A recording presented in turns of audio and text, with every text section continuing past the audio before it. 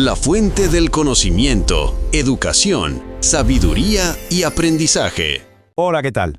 A ver, parece que un conflicto a miles de kilómetros de distancia, en Oriente Medio, es algo que no nos toca, ¿verdad? Pues nada más lejos de la realidad. Hoy vamos a ver cómo esas ondas de choque llegan hasta América Latina y afectan a la vida diaria. Y aquí está la pregunta del millón. ¿Cómo puede ser que una guerra a 13.000 kilómetros de distancia acabe subiendo el precio del bus que cogemos cada día? Suena un poco a ciencia ficción, ¿no? Pero la conexión es súper directa. Y ahora mismo vamos a ver cómo funciona ese mecanismo paso a paso. Para entender todo esto tenemos que viajar a un punto muy concreto del mapa, el Estrecho de Hormuz. Imaginen que es como una de las arterias principales del corazón de la economía mundial. Por ahí pasa una cantidad brutal de petróleo. Si esa arteria se atasca o simplemente hay riesgo de que se atasque, el sistema entero entra en pánico. Y el primer síntoma, el más inmediato, siempre es el mismo, el precio del petróleo por las nubes. Vale, el petróleo se dispara. Y eso nos lleva de cabeza a la primera gran onda expansiva. Y ojo, no hablamos de una onda militar, Hablamos de una sacudida puramente económica que se siente, y mucho, en el bolsillo de la gente y en las cuentas de los países. Fijaos en esta cifra, más de un 30%, así de repente. En cuestión de días, el precio del barril de petróleo puede pegar un subidón tan bestia como este. Este es el primer golpe, ¿saben? Es como la piedra que cae en el estanque y que empieza a generar todas las ondas que vienen detrás. Y aquí viene algo fundamental. Esta subida no golpea a todo el mundo por igual, para nada. De hecho, lo que hace es partir la región en dos, económicamente hablando. Por un lado, tienes a los exportadores como Brasil, Colombia o Venezuela. Para ellos, que el petróleo esté caro es una buena noticia, significa más ingresos. Pero por otro lado, ¿qué pasa con los que tienen que comprarlo? Pues para los importadores como Chile, Uruguay o los países de Centroamérica, la historia es muy diferente. Su factura energética se dispara. Se crea una brecha económica casi al instante. Claro, esto no acaba en lo que pagamos por la gasolina, ni mucho menos. Es una reacción en cadena, un efecto dominó perfecto. Primero, sube el combustible. Lógico. Eso hace que el transporte de todo, sea más caro. Y si el transporte es más caro, los productos que se importan, desde comida hasta móviles, también suben de precio. Al final, para intentar controlar esa inflación, los bancos centrales tienen que subir los tipos de interés. Y eso frena la economía. Un círculo vicioso. Y cuando parece que ya no puede haber más malas noticias, pues sí, hay otra capa más. En momentos de crisis mundial, el dinero es miedoso. Los inversores buscan un refugio seguro, y ese refugio casi siempre es el dólar. ¿Qué pasa entonces? ¿Que el dólar se hace más fuerte? Y al hacerse más fuerte, las monedas locales como el peso mexicano o el real brasileño pierden valor.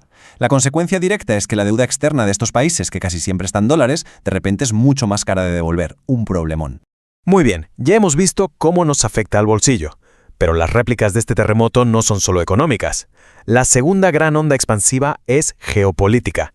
El conflicto obliga a los países a mover ficha, a posicionarse en un tablero mundial que cada vez es más complicado. Y esa división se ve clarísima en la región.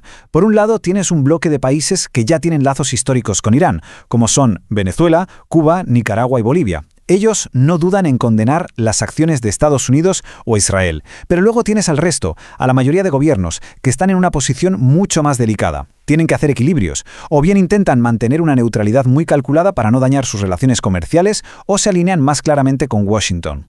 Claro, en geopolítica, cuando alguien pierde influencia, otro la gana. Esta crisis provoca un reajuste de poder. Rusia, por ejemplo, está muy centrada en sus propios asuntos, así que su influencia en la zona, disminuye. ¿Y quién aprovecha ese hueco? Pues las otras grandes potencias. Tanto Estados Unidos como China ven una oportunidad y empiezan a presionar más a los países latinoamericanos para asegurarse el acceso a recursos que son vitales. Energía, minerales estratégicos, lo que sea. Vale, hemos hablado de economía y de diplomacia. Vamos con la tercera onda expansiva, que es quizá la más invisible, la que se muere por debajo, los riesgos para la seguridad. Porque estos conflictos modernos ya no se libran solo con tanques o en la bolsa, sino también en el ciberespacio y en las sombras. Y aquí entra en juego un concepto que se oye mucho últimamente, la guerra híbrida. ¿Qué significa esto? Pues que el conflicto se puede colar a miles de kilómetros a través de ciberataques.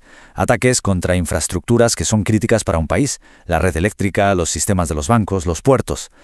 De repente, los países de la región que se consideran aliados de Estados Unidos se convierten en posibles objetivos, y tienen que estar muy, muy alerta. Pero no solo hablamos de ciberataques. Hay una preocupación, más tangible. Las agencias de inteligencia llevan años con un ojo puesto en redes de apoyo a grupos como Hezbollah en la región. Y hay un punto caliente muy conocido, la triple frontera. Esa zona entre Argentina, Brasil y Paraguay donde la vigilancia es complicada. El gran temor es que una escalada del conflicto en Oriente Medio pueda despertar a estas células que estaban dormidas, para que empiecen a mover dinero o a lanzar propaganda. Perfecto. Ya tenemos todas las piezas sobre la mesa: la onda económica, la diplomática y la de seguridad. Ahora vamos a juntarlas para ver cómo este puzzle afecta de forma muy distinta a cada uno de los países clave de la región. Lo que vemos en esta tabla es un mapa de realidades muy distintas. Aquí no hay una única historia. Por ejemplo, Venezuela y Colombia se pueden beneficiar de que el crudo esté más caro, pero países como Chile o Perú los sufren muchísimo, con la energía por las nubes. México, por su parte, ve cómo su moneda sufre y la gasolina importada se encarece. Y Brasil vive una situación paradójica. Gana más por el petróleo, sí, pero la inflación en los alimentos se le dispara. O sea que cada país está lidiando con esta crisis a su manera. Bueno, estamos ya en la recta final de este análisis, pero es muy importante entender una cosa: esta historia no se ha acabado, ni muchísimo menos. Lo que hemos visto hasta ahora son solo los primeros efectos de un capítulo que se está escribiendo ahora mismo. Hay una cita que lo resume perfectamente. Dice que la magnitud de estas consecuencias dependerá de la duración y de si el conflicto escala a una confrontación directa y prolongada entre grandes potencias. O sea que todo depende de cuánto dure esto y sobre todo de si la cosa va más y acaba en un choque directo entre los grandes. Esa es la gran pregunta que lo cambiaría todo.